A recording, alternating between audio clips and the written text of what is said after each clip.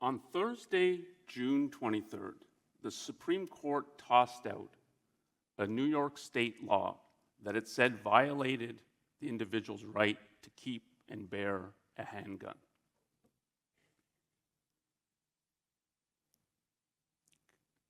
Do we know what's going on with the slides? Okay, there we go. The next day, the Supreme Court said you can take this gun, point it at the head of a pregnant woman, and force her to carry a pregnancy to term. And to add insult to profound injury, it said that this is what fidelity to the U.S. Constitution demands.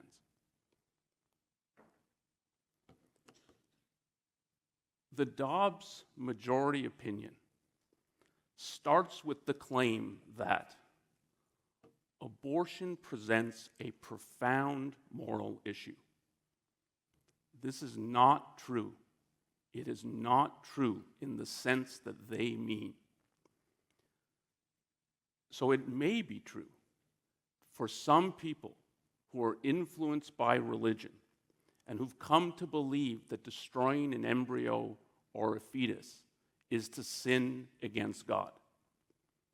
But it's not true for everyone. The decision to have a child certainly is a profound moral issue, and it's deserving of careful reflection. But if a woman or a couple decide that they don't want to have a child, terminating a pregnancy in its early stages, and which of course is the stage at which the vast majority of abortions in the US occur, that decision is not fraught with moral anxiety, as though you're sinning against God. Rather, it's a decision that is part of and constitutes the pursuit of happiness for the woman or for the couple.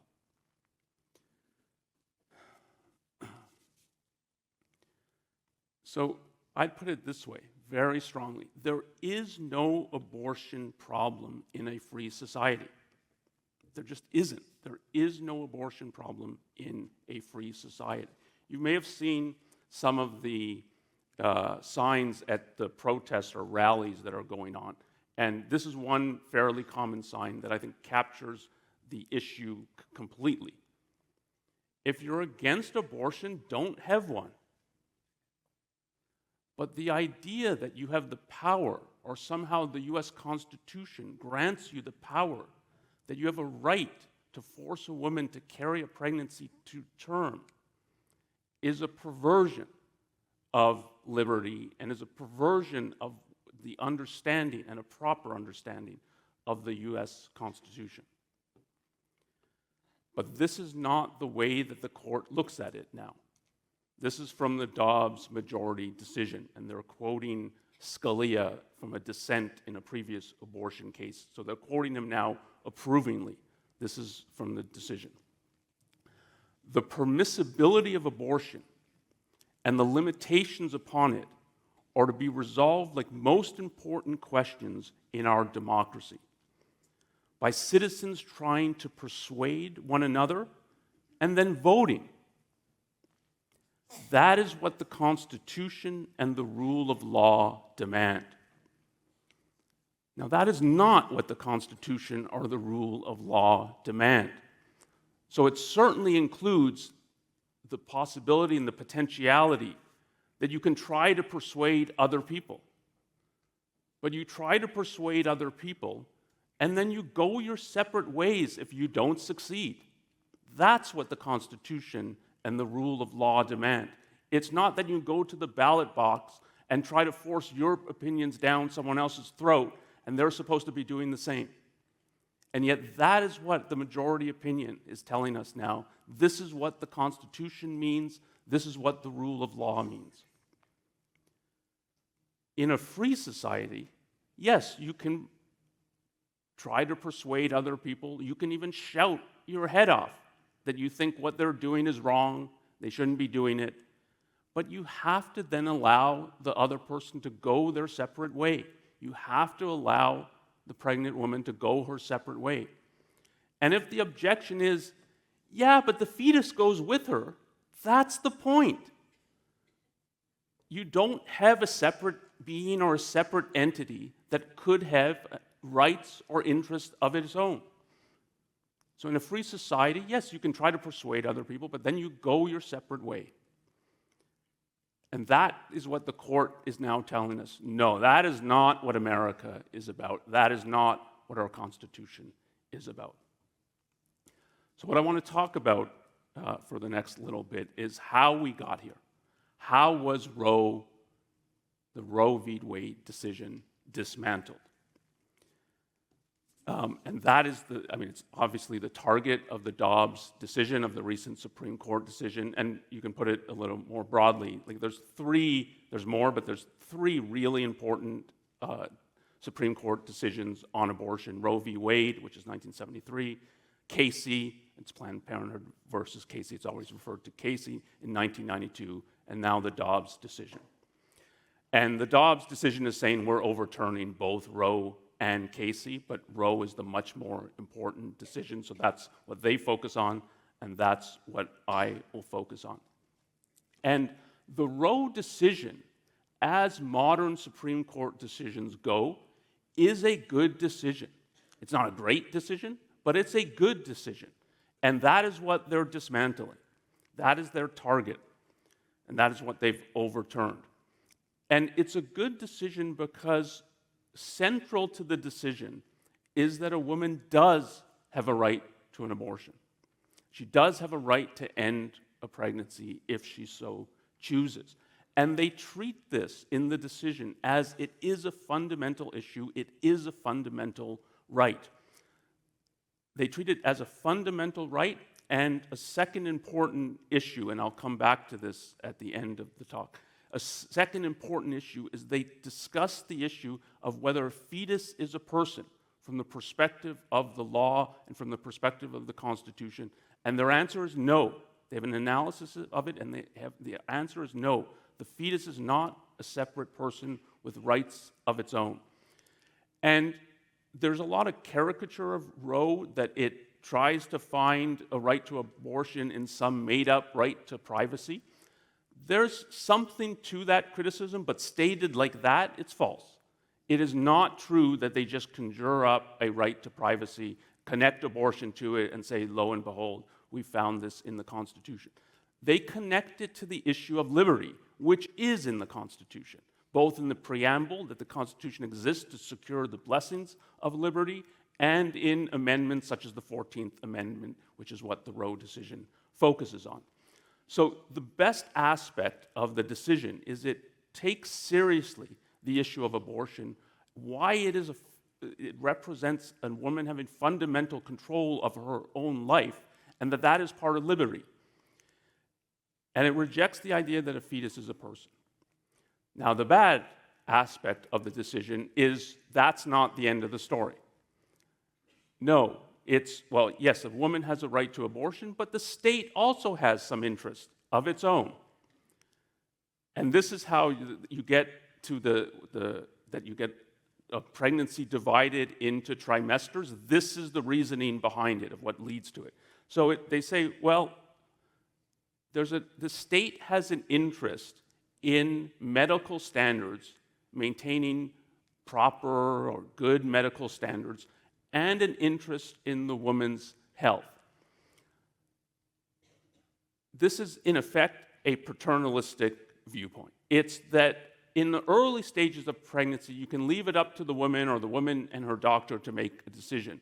Once you get to the second stage, abortion becomes a riskier medical procedure, and because it's a riskier medical procedure, it's supposedly the state can then enter and regulate and control this procedure, and it has an interest that the woman her medical care is good, and the doctor and the woman by themselves might be too stupid, too ignorant of what is a proper procedure. Does this have to happen in the hospital or not? So the state takes that over.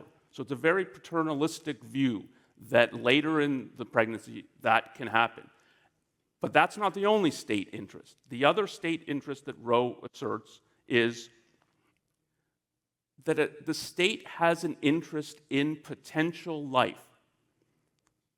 The state has an interest in your fetus. Where does that interest come from? In Roe, you don't get any explanation for where that interest comes from. It's just there's competing interests with the woman's right to an abortion, and in the late stages of pregnancy, the state's interest in potential life, that becomes the dominant interest. And it doesn't explain where this interest comes from, but it says it exists. And so we've got, in effect, what you have is, they put it as, well, okay, we've got to balance the rights of the woman with the state's interest in maintaining maternal health and medical standards, and that the state has an interest in potential life. We've got to balance them. But what that really means is you have a tug of war. And Roe has a tug of war, and this, in effect, is the analysis. I'm putting it in a graph form, but this is the analysis you get of the tug of war. In the first trimester, the woman wins. Her right dominates the other two things. And it's not clear in Roe, but the reasoning, I think, is, look, the state's interest in potential life, it exists from the moment of a pregnancy. But you've got such an undeveloped being that interest isn't too high. And it grows as the pregnancy grows. And it becomes, and this is what the decision says, it becomes compelling, which is a technical term in the law for it in effect can trump rights. It becomes compelling in the third trimester. And the interest in medical standards, medical health, that's not pertinent really in the first trimester. So basically, and this is what the decision says explicitly, that the first trimester is just a decision between the woman and the doctor. The state enters in the second trimester and has a super strong interest in the third trimester. So that's what Roe, that's why there's a three-part analysis in terms of the right to abortion and when a woman can exercise it and when she can't. And what Casey did then is Casey weakens this and then Dobbs throws it out. So Casey weakened it and said, well, look, we're not going to have an analysis into 3 trimesters. You treat the state's interest in potential life, that is you, the Roe majority decision. You treat the state's interest in potential life too lightly. You say at the early stage of pregnancy, the state doesn't have an interest in your fetus. But it does, Casey says. So its analysis becomes a 2-part analysis, pre-viability and post-viability. Pre-viability, yes, the state interest in potential life, it's there. It's pretty significant. It's not compelling. So is its interest in maintaining proper medical standards and the woman's health.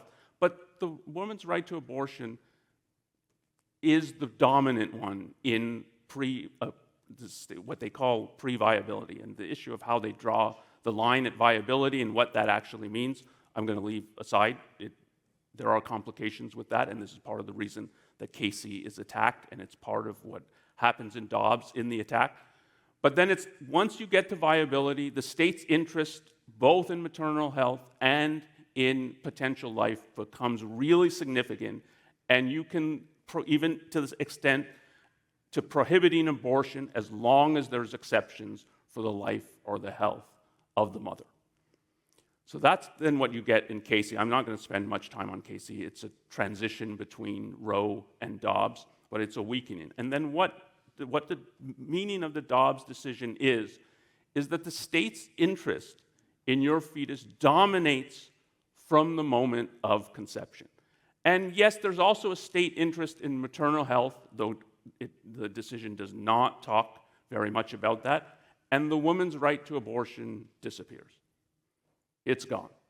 It has no constitutional protection. And so how does Dobbs attack the Roe decision? And here we have to go back to the issue of privacy. So why did Roe ground abortion rights in a right to personal liberty, in a right to personal privacy? And I'm put a stress on personal liberty, personal privacy. Why is it focused on that? And the fundamental answer is that the decision, as with many modern Supreme Court decisions, is haunted by the ghost of Lochner. So Lochner was a 1905 Supreme Court decision. It was a good decision that was overturned in 1937, is pretty much when they date it as it's being overturned. The Lochner decision was about, the case was about a baker in upstate New York who was claiming that New York state laws that restricted the amount of hours someone could work were unconstitutional. They were an interference with freedom of trade, freedom of contract. And he won the decision. He won the decision that yes, what liberty means and what liberty protected by the Constitution means, it includes things like freedom of trade and the right to freedom of contract. But the Lochner decision has a dissent. It has a brief, short dissent from Justice Holmes. And his dissent says, look, paraphrasing, the court is making this up. You cannot find a right to freedom of contract in the Constitution. The judges are injecting their view of what the relationship between the state and the individual, between the government and the individual, what they think it should be. But that's not for them to decide. The Constitution is neutral about the relationship of the individual to the state. It's neutral on that. It has no viewpoint about what liberty is, what state power is. It doesn't really, in the end, the meaning of it is there's no restrictions on the state's power. That's his dissent, which comes in the New Deal era when they want to pass all kinds of legislation and laws that do restrict, if not eliminate, freedom of contract, freedom of trade, freedom to set your wage or working hours. To overrule that, they have to say there is no right to freedom of contract protected by the Constitution. That's what they do. And so everyone now thinks the Lochner decision, the judges were wrong basically for the reason Holmes said, and that Holmes' dissent was correct. And now it's treated as it's obviously correct. And the Lochner decision is obviously wrong. And that overturning of Lochner and putting it so in media coverage, you've seen likely people saying that this is the first time the Supreme Court has ever taken rights away from people. That is not true. That is what the Lochner decision and the overturning of it represented. You took away the right to freedom of trade, to freedom of contract from individuals who previously had it and had constitutional, at least some constitutional protection for it. So that was the Supreme Court's in the modern 20th century. That was its gutting of rights. So basically, the way that you can look at it, and this is, I think, the way they are looking at it, and this is why you get a focus then on personal liberty and on privacy. It's the moment you walk out your front door, you lose your rights. The moment you walk out the front door into the social and economic arena, you lose your rights. So do you have freedom of trade? Do you have freedom of contract? Their answer, once Lochner is overturned, is no, you do not have these rights. The state gets to control social and economic life. And that's what they were doing in the New Deal era and then post the New Deal era. So the moment you walk out your front door, you lose your rights. But maybe if you stay behind closed doors, you can keep your rights. And so what they start doing is trying to carve out a realm of personal liberty or personal privacy that, oh yeah, here you still enjoy rights and you have protection from state control and state power. But the moment then you go outside of your house into the world, you lose those rights. And so you get things and you get decisions in the 60s, and Roe is referring to some of these, that protect the use of contraceptives to read obscene materials. But in Roe, it's put like to read obscene materials in your bedroom. In a public park? Who knows? things about sex and marriage. And so you get these that they're starting to think, well, isn't this part of liberty and we want to protect this, and doesn't the Constitution protect us? But we can't make any grand claims about liberty because then we would be encroaching on economic and social areas.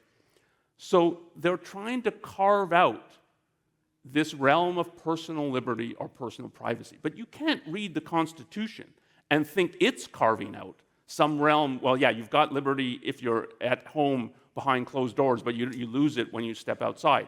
I mean, the Constitution doesn't say anything like that. So there does seem to be something artificial about what they're doing and the way they're analyzing it.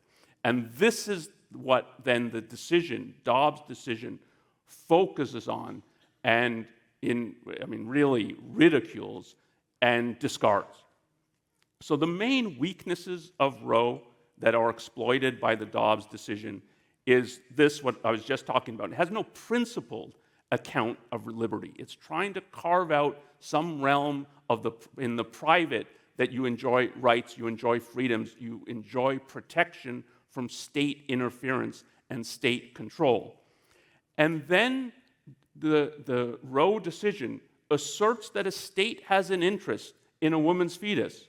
It has an interest in potential life. It gives no argument or justification for that interest. It just asserts it or assumes it. And the Dobbs decision, in effect, what it does is says, yeah, the second point, that is obviously true. We don't need to argue for this. We don't need to discuss it. Of course the state has an interest in potential life. Of course it has an interest in the fetus. And there is no right to abortion. And that is really what the decision means in the end. So all that matters is the state, because the woman doesn't have a right to abortion. So now let me then turn to the Dobbs majority opinion. What it says is, so how is it going to argue this? As I say, it's just as Roe took for granted that the state has an interest in potential life, it takes that for granted. How is it going to argue that there is no right to abortion and that Roe was wrong? And they don't even say Roe was wrong. This is from the opinion. Roe was egregiously wrong from the start. And if you ask why, this is what they say, and then this is what will be argued. The Constitution makes no reference to abortion, and no such right is implicitly protected by any constitutional provision. Any constitutional provision. And they say, well, how do we establish this? Well, you have to start with the text, which is true. You have to start with the text of the Constitution. And this is the start of the analysis. Well, there's no mention of abortion or privacy in the Constitution, which is true. Then it says, well, the right to privacy that Roe was asserting supposedly springs from, quote, from no fewer than 5 different constitutional provisions. And then it says, which is right, that Roe said where this comes from, where a right to privacy, personal liberty, and abortion comes from, is the liberty protected by the 14th Amendment's Due Process Clause. And so that is then what they will focus on. The second of these 3 points is not important really for the argument, but it is important for getting the mentality that you're dealing with. So, as I said, privacy is linked to personal liberty and to liberty in the 14th Amendment in the Roe decision. Their view, and it's from no fewer than 5 different provisions. It's like 5 different provisions in the U.S. Constitution could be relevant to the issue of liberty? 5? Okay, maybe 2 clauses in the Constitution could be relevant to liberty, but 5? That's crazy. And that tells you something about the mentality that you're dealing with, and it's all over this decision. This is, it's almost generous to put it, this is a concrete bound mentality. That liberty is a principle, it's a right in abstraction. The whole Constitution has to do with liberty. The idea that it's, you appeal to 5 different clauses, you're overwhelming me, is that, but that is what their attitude is, and that is a concrete bound attitude. But they say, okay, what Roe says is that what we're referencing is the liberty that is protected in the 14th Amendment. So the question then becomes, and this is how the argument proceeds, what does the principle of liberty or the right to liberty mean? If that's what Roe is appealing to, that's where they say you can understand where personal liberty and a right to privacy, which includes contraception, abortion, so on, that's where it comes from. So what does the right to liberty mean? And so this is what then the majority opinion has to focus on. This is what a majority of the Supreme Court justices have to say on this. Where does the right to liberty come from? What does it mean? Their answer is, who knows? And their answer explicitly is, who knows? Who the hell knows what liberty means? This is how it's put a little more graciously than that. The term liberty alone provides little guidance. Liberty is a capacious term. In a well-known essay, Isaiah Berlin reported that historians of ideas had cataloged more than 200 different senses in which the term is used. Close quote. So the Declaration of Independence should have had an asterisk on liberty. Well, we mean sense 137b.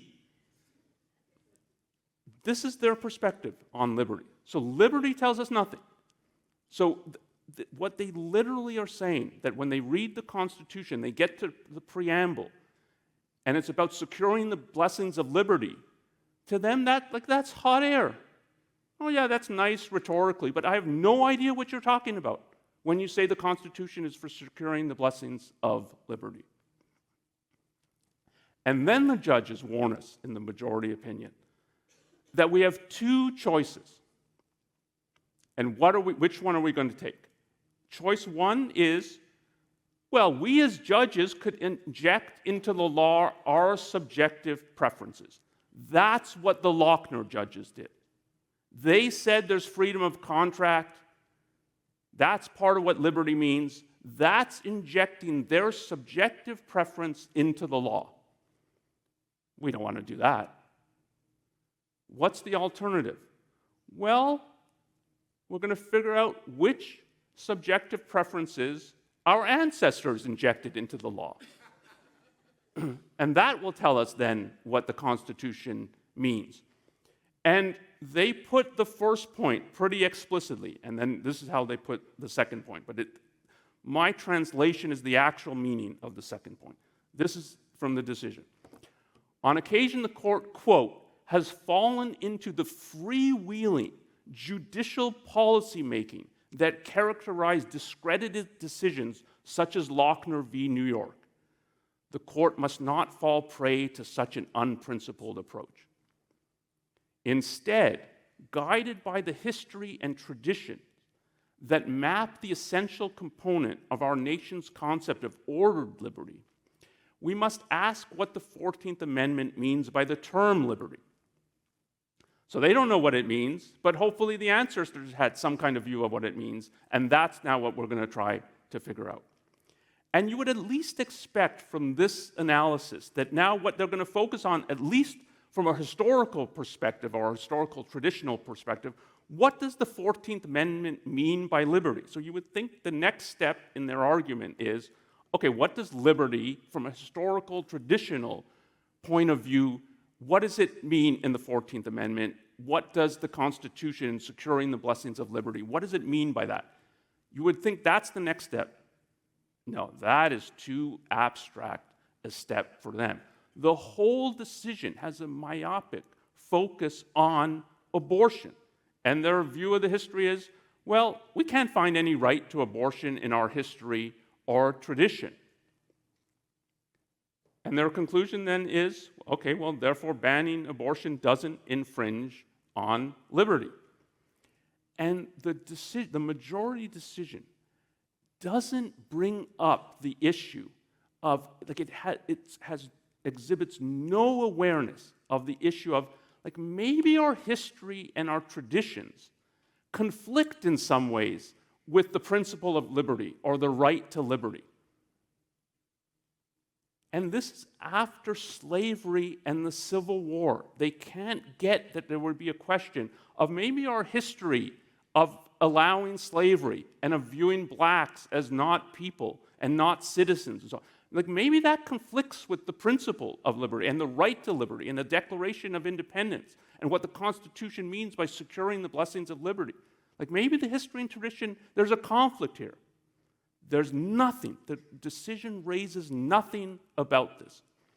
And in particular, the two things that would strike you that you would have to think about if you're going to try to do this historical traditional analysis, you would have to think about, do our traditions in history reflect a Christian worldview? Is the reason you can't find a right to abortion that you have so many laws that are influenced and animated by Christianity and Christianity's view, or at least some people's view of what Christian dogma is, that it prohibits abortion or it prohibits abortion after quickening.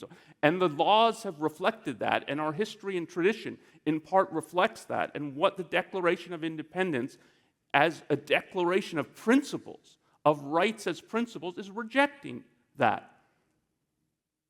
There's no discussion, let alone grappling with that question. And then if you ask the even more obvious question, like maybe our history and traditions don't reflect a right to abortion because we have treated women as second-class citizens. Like if they can't have property in the vote, why is anybody going to be talking about a right to abortion? As though they have that kind of control over their lives. There's nothing in the majority opinion that addresses that. They only deign to address it because the dissent rightly and forcefully brings this issue up. That, yeah, well, maybe you can't find this in the tradition because of this view of women that exists in the tradition. And then Alito, in writing the majority opinion, okay, he adds a section. So this is the major addition from the draft that was leaked to what we have now. He addresses this. And he says a few things about it which are totally unconvincing. And that's the end of it. And if you're just thinking of this in terms of our what are called the cultural wars going on in the U.S. right now, there is no better way to discredit the Constitution than what this majority opinion does. In effect, it reinforces the idea that the Constitution is written by dead white Christian males for dead white Christian males. That's the prejudices that have been injected into our history and tradition. That's what liberty means. That's what our rights are. That's what the Constitution protects. And if you have then people on the side that we would put as the woke who say, well, the hell with the Constitution then, don't think that they don't have an argument about this. If the other side is telling them, like, this is how to look at the Constitution, this is how to interpret it, this is what its meaning is, I can understand the reaction of, to hell with it then. And this is the essence. I mean, there's more in the majority opinion, but this is the essence of its opinion, and it's the quality of the reasoning and the quality of the analysis. I mean, in a sentence, Dobbs is egregiously wrong from the start. It's wrong in its reasoning, and it's wrong in its conclusion.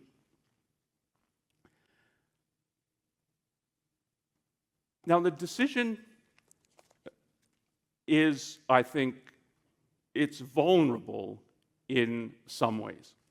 So, and basically of things that I brought up that are not discussed in the decision. It's vulnerable on First Amendment grounds.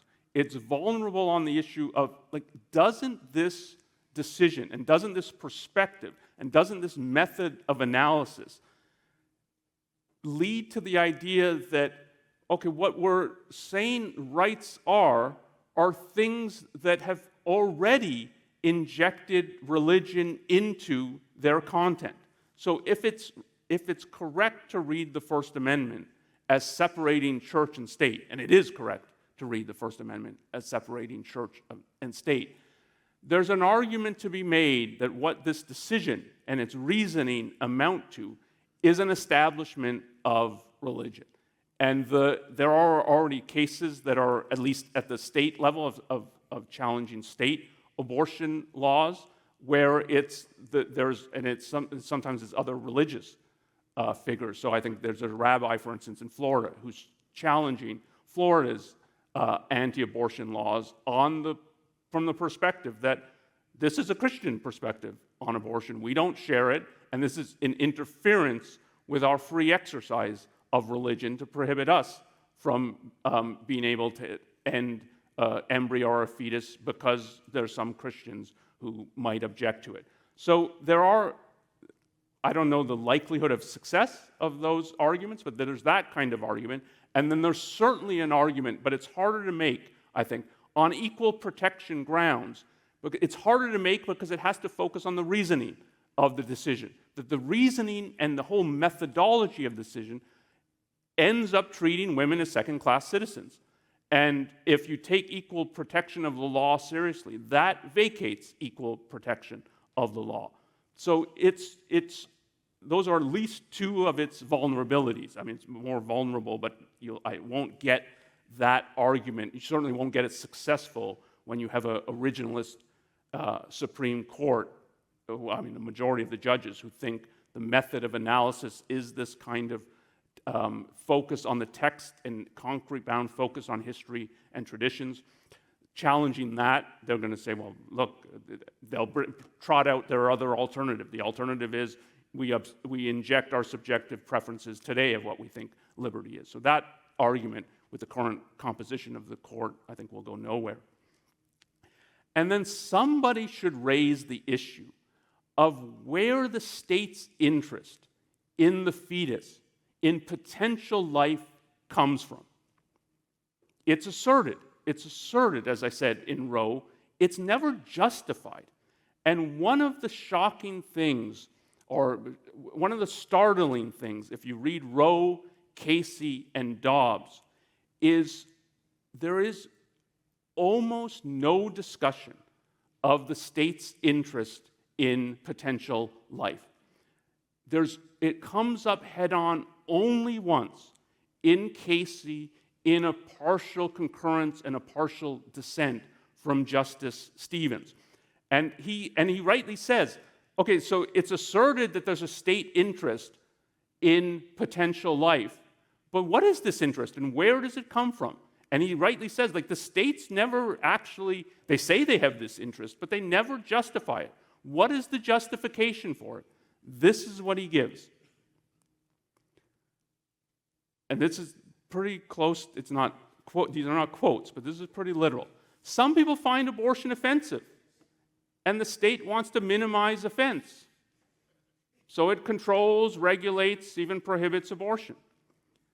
The state might want to expand the population.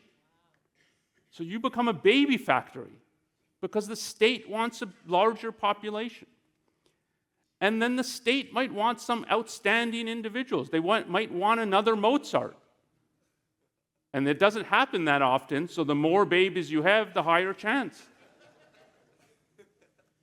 But this isn't a Supreme Court decision about the power that the state has. And if it has this kind of power over an individual, it has unlimited power over the individual. And there's only, from the way the current court will look at it, the only thing that reigns in that power are the first 8 amendments in the Bill of Rights and a traditional historical interpretation of those 8 amendments in the Bill of Rights. So this is ripe for challenge, that what is the state interest? But unfortunately, there is now a reply to that, or there would be a reply to that. And this is, in terms of thinking of the dismantling of Roe, I think, unfortunately, we're in stage 1, or we're at step 1. And this Supreme Court and all the activists that have been, as many people said, they've been playing the long game. They've been trying to abolish the right to abortion for basically since Roe, a little before that, but certainly they're animated and they gain political favor after Roe and with Reagan inviting in as Ayn Rand put them, the militant mystics, inviting them into the Republican Party. They have a reply to this. And this is, in terms of thinking of the dismantling of Roe, this is the ominous thing, that we're not at the low point, I think.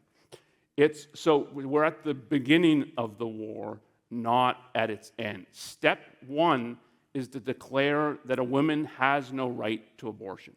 That is what Dobbs does. Step two is to declare that the fetus does have a right to life. So step one is Dobbs. Step two is the fetus has a right to life.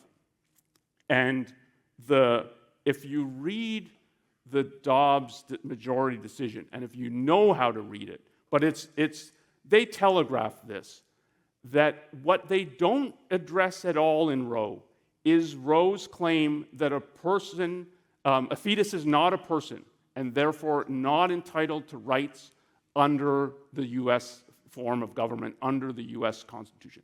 They don't touch that. They don't say anything about that. They attack the dissent in saying that the dissent does not take seriously that the state has an interest in the woman's fetus. Now it's an outright lie of what the majority opinion says. The dissent goes out of its way to say, of course the state has a great, I think it's exceedingly strong, or something like that is the language, exceedingly strong interest in the fetus of a woman, in potential life. You can't possibly read the dissent and say what Alito says, that, they don't give any significance to the state's interest in potential life. But what he does go on to say, and what the majority opinion says, it doesn't recognize that the fetus has a right to life. And there's a few other places in the majority decision where they're inviting cases that will bring, we know the woman doesn't have a right to abortion, but doesn't the fetus have a right to life? And if you get cases taken to the court, and it's not clear to me this was a 6-3 decision, that you'll get 6 judges who would say, yes, if you go back and you try to trace our history and traditions, you can derive a right to life for the fetus. I'm not sure you'll get 6. I'm not even sure you'll get 5, but it's pretty close. And this is the second step in terms of dismantling Roe. It's 1, to strip the woman of her rights, and then 2, to enshrine the fetus with rights. And if you get that, that will be not just, this idea that what's going on is we just want to leave it to the states, that's a smokescreen. That it would be bad enough if that was the position, but that's not what is going on. What they want is to strip the woman of her rights and to elevate the fetus as this has rights. And then it will be, so if you ask what's the state's interest in potential life, well, this potential life has rights. So of course the state has an interest, and has a credible interest in protecting and securing this and so on. And then that will be that at the state level, you have to have laws that are prohibiting abortions on, because the fetus has rights. And this is I think in terms of the end game of dismantling Roe, it's step 2 is the further step, and the step that they're awaiting. And part of what is ominous about this is that the objectivist philosophy has a lot to say about why both of these claims are false. It's false to think that a woman doesn't have a right to abortion. It's false to think that that is not an aspect, and a crucial, fundamental aspect of liberty. And it's false that the fetus has rights. But how many other people in the culture understand and are sort of in the intellectual debate and fight? How many other people understand either of these? And the anti-abortionists, they have a real program, and it's true that this is a strategy crafted for decades, not for a year, and not for sound bites and so on. And this is what is going on. So in terms of if the subject is dismantling of Roe, My view of Roe has been overturned, but it's the dismantling of it is we're at step one. There's a second step to come. What it will take to get cases and judgments in regard to this is a different issue, but that's where we are, unfortunately.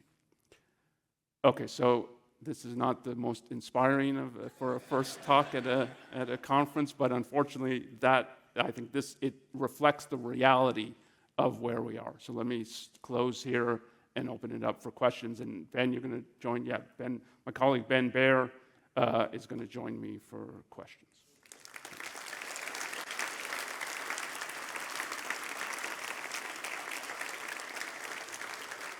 Do you have a mic? Oh.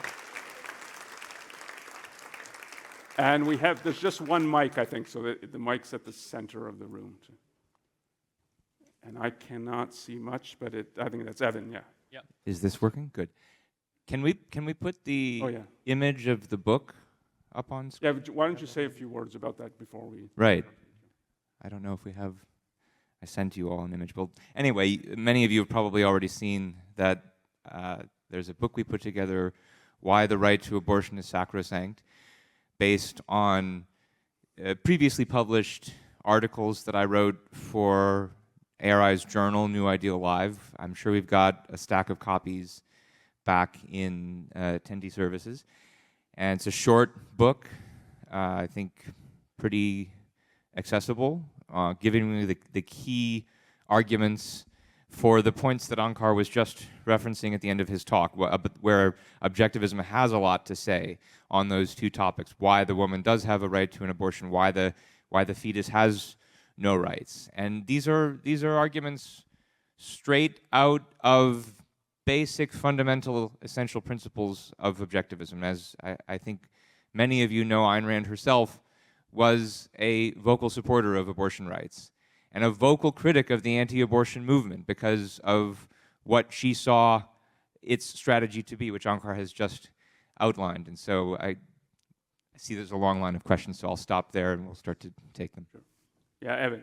Yeah, so my question relates to this question of like, where is the court going? What's their ultimate objective? You've mentioned that they may find that the fetus has a right to life. But in terms of contraception, do you have a view about where they're ultimately going to go? Do you think the court by itself, without Congress, would attempt to outlaw contraception in some way? Is that possible?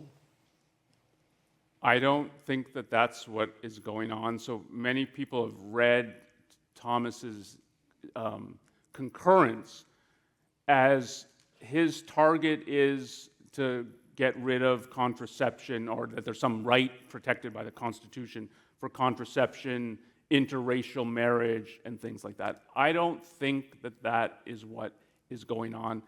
He wants to get rid of what's called substantive due process, and which he calls an oxymoron, and there's a logic to his position, which is due process refers to process. It doesn't refer to the substance.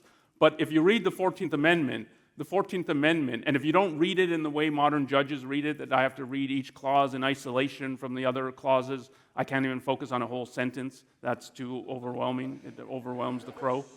That it's the 14th Amendment, there's a clause about, which is called now the Privileges or Immunities Clause, which was a way in the 19th century of referring to rights.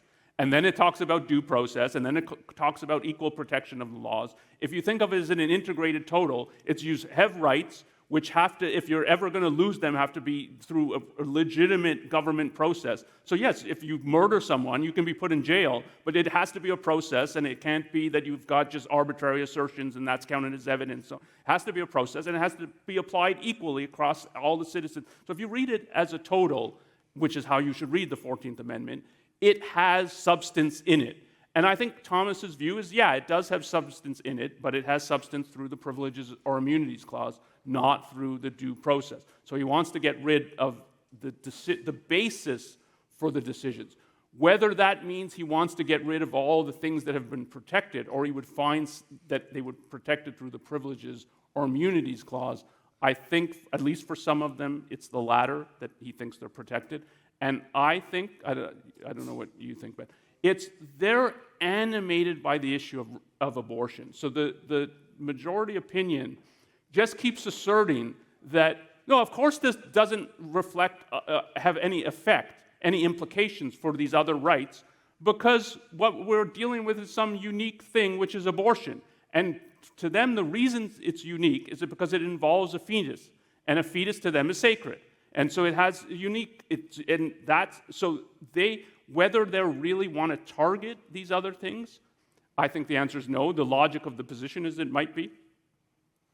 Well, I agree with you that they are really animated by the issue of abortion, but the way that they actually state it in the majority opinion is what makes abortion unique is that it ends a potential life. And if you take them seriously about that, I don't see why the logic of their position wouldn't equally rule out the Gonzalez decision about the right to contraception, because it does stop, it does prevent the creation of life. And I mean, the Catholic Church has been very consistent on this position. They're opposed to contraception for the exact same reason that they're opposed to abortion. And what do we have now, like 5 justices who are Catholic? 6. So 6. And it comes up in the dissent as well, that they assert that other rights aren't in jeopardy, but if you think of the logic of the opinion, and if they're going to follow this logic, not cherry pick, then all kinds of rights are in jeopardy. And that is true. Like if you follow the way that they think about rights, and we have to find them in our history and traditions, then it's not just the contraception and interracial marriage or things. There's all kinds of rights that you would not find through that analysis. And the Privileges and Immunities Clause wouldn't help defend those any better. Even if Thomas is more willing to hear an argument from that clause, you presumably have to interpret that clause using the history and tradition of the laws as well, and you're not going to find anything in the history and traditions that allow for a right to contraception or to interracial marriage, which would be inconvenient for Justice Thomas. Hi, thank you for your talk. So you discussed about how, the overturning of the right to abortion is because nothing in the Constitution really explicitly discusses actually in the Constitution, whether it should be legal or not, whether it's a right or not. And I read that Alito said that, like the infamous decision in Plessy versus Ferguson, which is the right discussing the legality of segregation, Roe was also egregiously wrong and on a collision course with the Constitution from the day it was decided.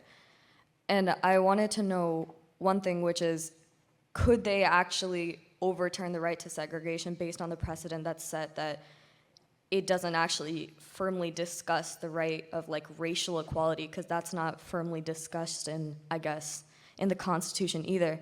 And another thing is, I'm a political writer for my high school newspaper, and for my first issue ever this year, our discussion was whether the process that the Supreme Court uses is valid or actually moral.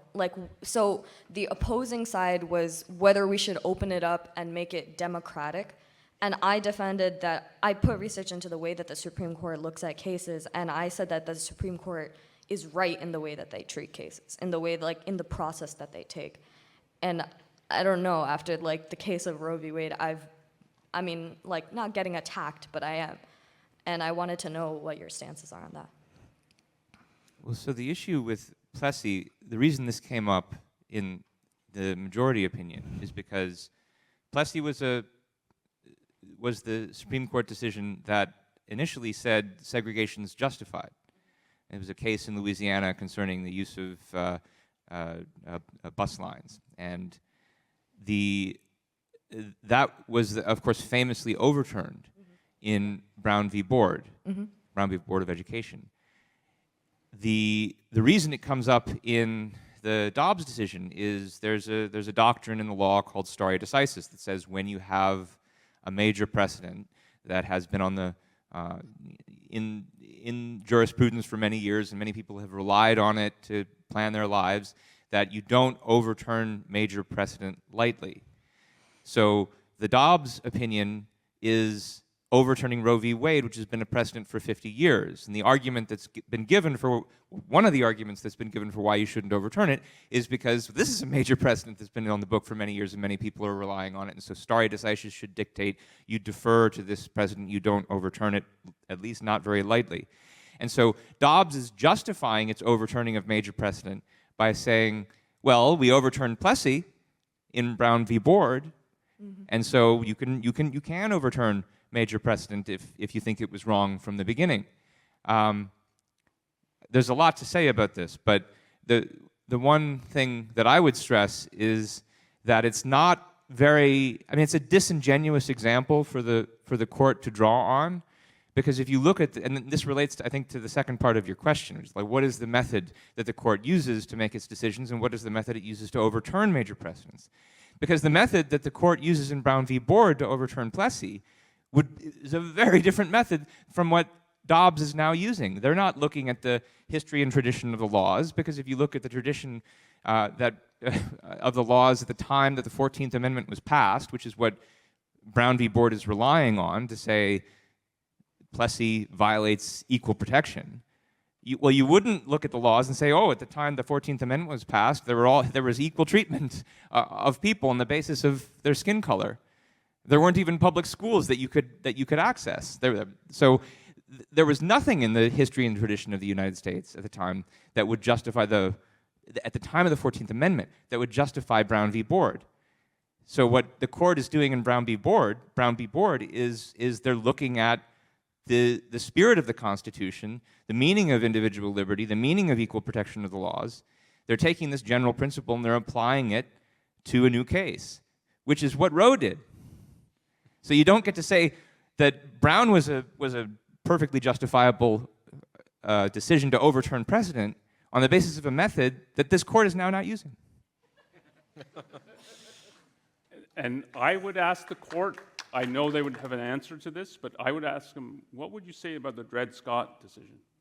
Yeah. If you're looking at our history and traditions at that point, because that is viewed as like that was obviously wrong. It's not clear it's obviously wrong. It's not clear it's wrong from the method that they use. And what is happening, so I put it in the talk that their view philosophically comes down to someone has to inject their subjective preferences into the Constitution or into the law, which means that the law is not a set of principles. And that is a repudiation of the law. If you read it as a set of principles, and it has to be a set of principles, if it is to govern both citizens at the time and into the future, it's a set of principles that are general statements about what is, well, in terms of rights, what your rights encompass, in terms of state power, of where the state power extends to.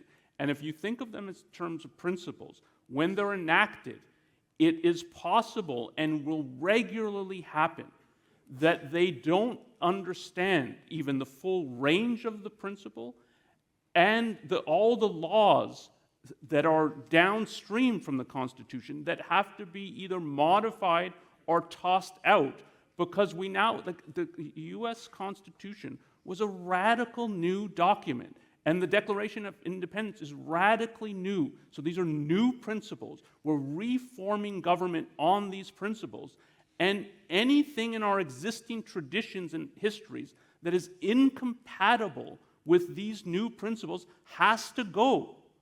And that's what the American form of government is, and that's what the American experiment is. And it's why it's called an American experiment, because we're instituting new foundational principles and are going to reform America on this basis.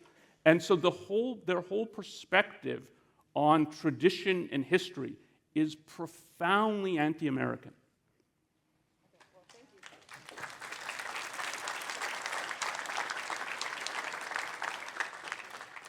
Is that Shay? Yeah. So you mentioned in your talk the personal liberty, personal privacy is sort of like whatever goes behind closed doors. There's also, that's a common like cultural sentiment about like evaluating other people, not legally, but like, I don't care what you do behind closed doors, just don't shove it in my face, that sort of thing. Do you think that comes from any common source, or is that just happen like coincidental that same kind of thing is operative in the legal interpretation as well as, live and let live kind of attitude. Yeah, it has a common source, which is this liberal mentality that, and in particular if you're thinking at the time of Roe and in the 60s, that it is, we're not against freedom as such, we're not against liberty as such. Yeah, we want to take away everyone's economic liberty, we want a whole new welfare state, we want the Great Society programs of Johnson and so. But it's, we're not telling you in your private life what to do, and that's a common that you see both reflected in the law and reflected in societal attitudes. So it's a common way of trying to get out of the implications of what their position actually is, and it's part of what it's emptying liberty as a principle. There is no such principle that it's, freedom is important when you're in your bedroom, but when you're running a business, who needs it? Thank you. I guess you probably answered, Onkar, the question now. My question was, Roe, you said Roe grounded abortion right in right to personal liberty and you underlined it, personal privacy. So my question was, why did you underline it? What is so philosophically, legally important to really add it? Why wouldn't personal liberty suffice? So did you answer it now, or do you have something more to say? Yeah, so to underline the privacy is I put it as when you walk out of your front door, you forfeit your rights, you lose your rights. There's a way in which you can read Roe that it's even worse than that. It's once you start interacting with other people, then you lose your rights. And this would throw into jeopardy interracial marriage and so on. And the formulation in the Roe majority opinion is, a woman is not isolated in her privacy. And that's the perspective that freedom, you can have it on a desert island when nobody's around. And so once some people are around, it's like, how do you function? And rights have nothing to do with that, which the whole perspective is why you need the principle of rights. But there's that kind of perspective in Roe that is even worse than closed door. And it links to that they think there's a state interest in the fetus. And even though the fetus is not a person, we're still interested in it. You can't isolate a woman in her privacy because there's a fetus there, and then rights don't work anymore. And there's that. If you take the kind of the most negative interpretation of Roe, I think there's an element of that. Thank you. We have some questions from people who are watching us online, so I will ask two of them, starting with Noel Krager's question. One of the arguments against the right to abortion is that it is not mentioned in the Constitution. That absence of mention does not disqualify it from being a right, as the 9th Amendment to the Constitution says, "The enumeration in the Constitution of certain rights shall not be construed to deny or disparage others retained by the people," close quote. And then Neil says, "I can understand that some might argue that abortion is murder, so it wouldn't qualify its other rights, but that implies that the fetus is a person, which it is not. Could you comment on that?" Well, one thing that Onkar mentioned, if we're just speaking about the constitutional issues here, one of the other things that's good about Roe is that it explicitly says there's nothing in the Constitution about how the fetus is a person. So if you're just going on the question of what's constitutional here, that's a really good point. And in fact, if you read the 14th Amendment, it says all persons born in the United States are citizens, and it had the chance to specify the unborn too, but it didn't. So. And there's good philosophic reasons for that. I suspect perhaps what's behind part of that question is how does objectivism, for instance, make the philosophic point that the fetuses are not individuals with rights? And there's a lot to say about this. The first thing I would say is pick up a copy of the book because it's explained there, but I'll give you the nutshell, which is that from objectivism's perspective, individual rights is the fundamental principle of our political philosophy. Individual rights include things like right to free speech, right to freedom of religion, right to freedom of the press. What the essence of all of these rights are is the right of individuals to disagree with each other, to dissociate from each other, to, as Onkar put it, to go their separate ways when they don't agree, even though they're living in the same society. That is a perspective for which it's very important that you can go your separate ways, that you are individuals who have separate minds living in separate bodies.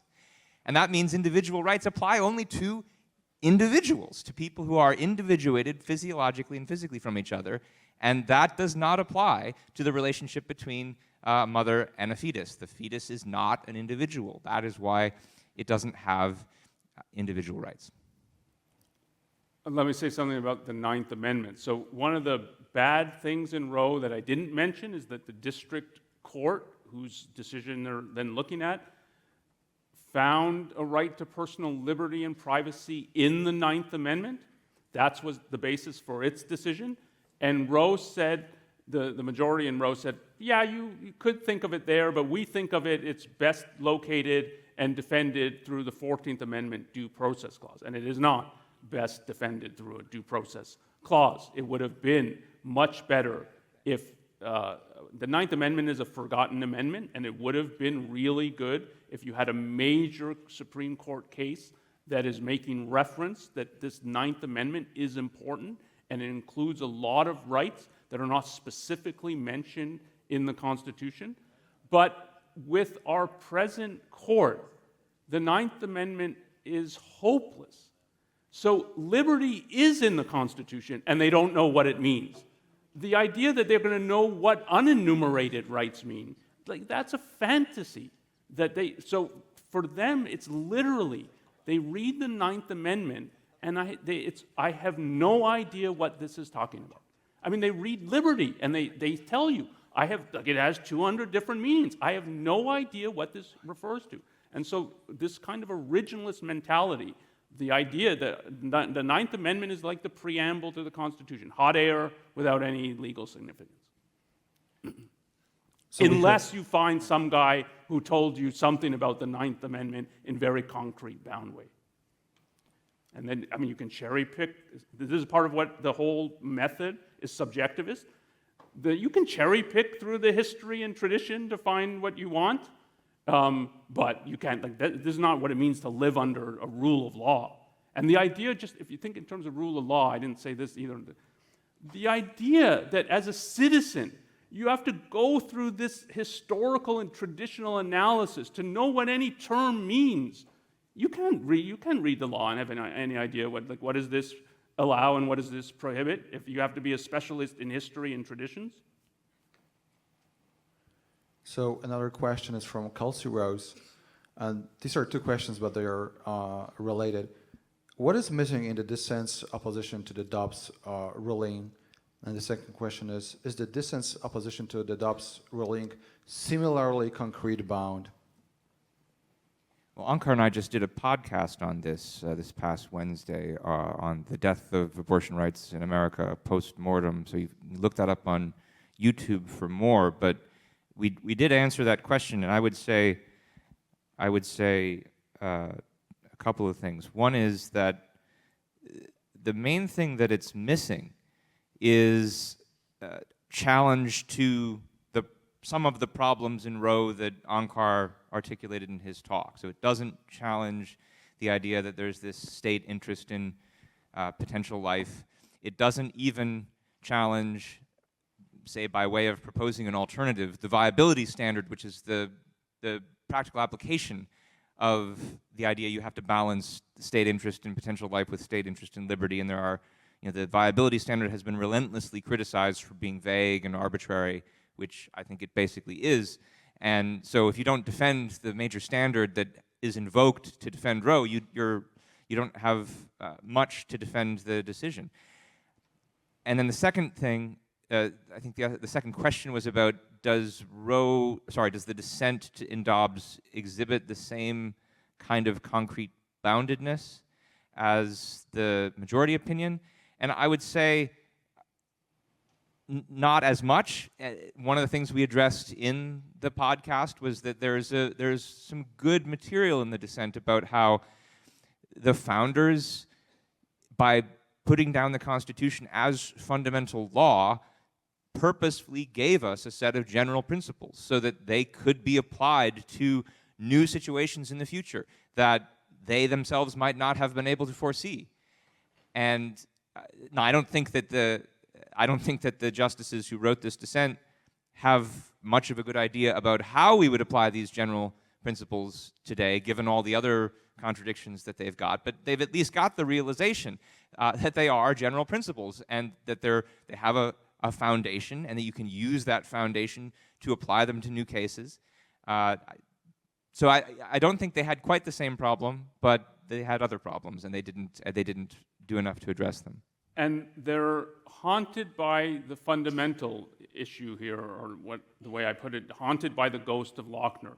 So the dissent is haunted by that in the same way, with certain changes, that the majority opinion is. So they want to say there's a principle of liberty, but you can't smash the principle, take out economic and social things and say, well, of course, liberty doesn't apply to those things, and retain a principle. You've broken the principle if you do that. And since they would not dare touch social in the sense of a welfare state and economic regulations and so on, they will say that there's a principle, but they can't give any content really to that principle. And so the criticism from the originalist side is you're saying anything goes. And there is a legitimacy to that criticism. There is a subjectivism in the dissent as well. It's a subjective perspective on, well, we don't really like economic freedom, so it's not in the Constitution. And on the other side is, we don't like abortion, so it's not in the Constitution. And this is why state power is growing. It's in part because they're both animated by what they don't like. And yeah, if liberty on some other way gets jeopardized by that, who cares? Because we want to control the economic realm, and we want to control pregnancy, and we want to control contraception. So that is, on both sides, what dominates is the state interest. So the dissent in ways is forceful, and in ways is, in the end, empty. Thanks for talking about this. Well, it's really hot. Okay, so, and thank you for your book, Ben. I really appreciate you putting it together, and everybody who has helped to do that. I recommend buying that. It's only $6 on Amazon. So there you go. Okay, so I don't think, you were talking, Onkar, about step 2 in terms of establishing that fetuses have rights. I don't think that they're serious about that. I think they're more serious, like you were just saying, that they want to control the actions of women in this particular case because, so how does because I don't think they can answer that, how does a female fetus have rights when those rights end potentially at menstruation or pregnancy, when they are potentially vulnerable to sexual assault, rape, incest, all of that. Once they're pregnant, they have rights for, say, 9 years, 12 years, 16 years, however long they live until they are now, their pregnancy, their fetus belongs to the state, and their actions are no longer valid for what they want in their life. So when you say they're not serious about they want the fetus to have rights, I think they're deadly serious about that. And if you read the opinion, and if you are trying to project what is going in their mind, why are they using these terms? Why not say something? You could put this point in a different way. Why are you putting it like this? I think they're deadly serious that they think the fetus has rights. At least like 3 of 4 of the judges, but 6 of them signed on to the majority opinion. Now, it's possible 1 or 2 of them doesn't really understand the implications of it, right. But I think they're deadly serious. And if you're doing this stupid historical traditional analysis, I can give you a reply to that. Look, they didn't know in the 18th century if the fetus was male or female, so it has rights, and then if you find out it's female when it's born, okay, then it has lesser rights. I mean, I can make up an argument that will preserve the rights of the fetus. An additional consideration here is to think of what they must actually mean by rights. They don't mean anything like what objectivism means by it. What objectivism means by rights is an inviolable moral principle that an individual has just in virtue of being an individual. It's non-negotiable. It can't be surrendered. It shouldn't be violated by government at any point. One needs it to be able to live as a human being in society. Okay? Their view of rights is something more like really a permission. It's a permission granted by the state because the state has some interest, let's say in your liberty for a time, but it also has an interest in the life of in potential life, and when it has that interest, we say, well, then the fetus has a right because the state has an interest in protecting it for whatever kind of statist collectivist reason. And so you can make all these different views of who has rights when consistent on their part. I think if you understand they don't mean anything by rights like what we do or what the founders did. Thank you. My question is about the distinction between private personal rights and economic rights. Is it really a useful distinction? It appears in the Cato Institute, like Freedom Index, and different countries do differ on it. It's such a stubborn distinction. The socialists say private property is not okay, but personal property is okay. They don't want you to have the fruit of your labor. They just want people to have fruits.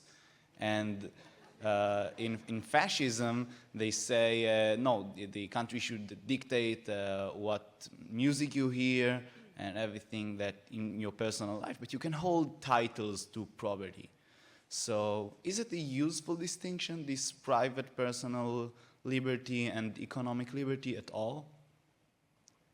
It's not a useful distinction if you mean in the sense, can you carve up rights like this and say you have got some and not others? No, it's useful in understanding the views that you're facing. So what we're seeing here is a playing out of the philosophic attack on rights, which was, it was directed at the right to property. And that's in the 19th century. It's, if we're going to tear down rights, central to it, and this is a point that Ayn Rand insisted on, that you can't have any other rights without property rights. So there was a logic to why that became, if we're going to undo the Enlightenment achievement, if we're going to undo the American Revolution, the target is going to be property rights.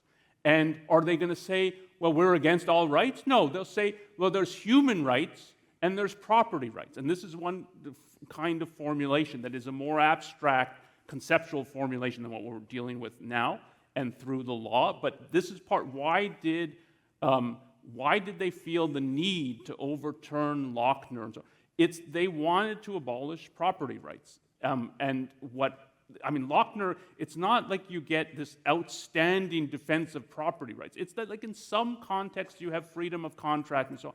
But that was the target from the 19th century into the 20th century. And so to understand that there's viewpoints that will pretend that there's, okay, well, no, we say there's no property rights, but don't take us as saying there's no right to liberty and so on, because no, there's human rights that we are somehow going to try to carve out.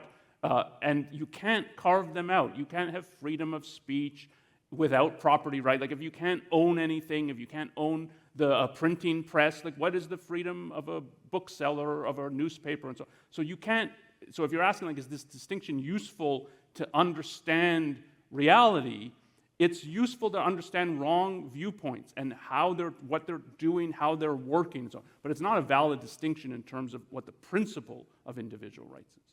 One way to think about this is there's a talk that Ayn Rand gave, the Censorship Local and Express, where she analyzes the Supreme Court's decision on a censorship case in the 1970s. And one of the ways she tries to understand the other side's view of rights is by saying, if you look at the way decisions have been made and look at the way the political parties align on these decisions, it's as though the conservatives think you should be able to be free in the economic material realm but not in the spiritual realm. So they want to allow for free trade, but they don't want to allow for free speech. She's analyzing a censorship case. And the liberals are the opposite. They want to allow freedom in the personal, spiritual realm, not in the economic realm. And they each want to control the aspect of life that they think is the most important. That's where they don't want to allow any liberty. Now, the way those two sides split down, they split down along the assumption that there is this split between the material and the spiritual, between body and mind. And of course, in Ayn Rand's view, this mind-body dichotomy is a dichotomy. You can't actually, there isn't a spiritual realm that's independent of the material realm. Your mind is intimately integrated with your body. And so the freedom of one depends crucially on the freedom of the other. And that would be one of the deeper reasons why you can't, in reality, separate these two kinds of freedom, even though people think you can because they believe in the mind-body dichotomy. Thank you very much. Thank you I disagree that your talk was not inspiring. I thought it was very thought-provoking, and I thought you all did a great job. And I'm so glad I'm not a professional philosopher. But I would like, as a physician who has delivered over 100 babies and taken care of women patients who've undergone abortion and so forth, and as somebody who's read the Constitution, and if anyone in the room wants to read the Constitution, it's a quick read, very quick. I'm here to ask, to do two things. One, provide some type of hope for our country, because this process of democracy in America is extremely messy. And so there's not black and white on every single Supreme Court decision. The second thing I wanted to ask, or to bring up, is what do you think of the fact that Dr. Ruth Bader Ginsburg, before she passed away, said, or it was written somewhere, I don't have the right reference, that she thought that Roe versus Wade was going to surface and be a problem from the constitutional standpoint? I know that she, at least I've seen quotations attributed to her, suggesting she thought there were problems with Roe. I don't myself know what the problems were that she thought there were. We've talked about some of our own. Maybe she had some of those in mind. But from what I've seen, I haven't read the full talk. I've read some stories on one of the talks she gave about this. It's a perspective on the political arena rather than if Roe was correctly decided or not. She thought Roe could be unraveled because it was too fast and too soon, and she was, as a lawyer, and she went to the Supreme Court often, she was trying to get abortion through the Equal Protection Clause, not through due process. And so she did not think that this was the right way to do it. But that's not the same as saying that Roe's incorrectly decided. She thought this was playing out at the state level, and if we got it through the Equal Protection Clause, which more people seem to be on board with, it would have more permanence. But that's looking at it from the court changes, the composition of the court changes, of knowing then that you get a party that is crusadingly anti-abortion, and trying to get that in. But that's not what rule of law is. That is just a political, and you have to think about that, but that's a different perspective than it's incorrectly decided from a legal perspective. Thank you. It's very helpful. Thanks. I think we're out of time.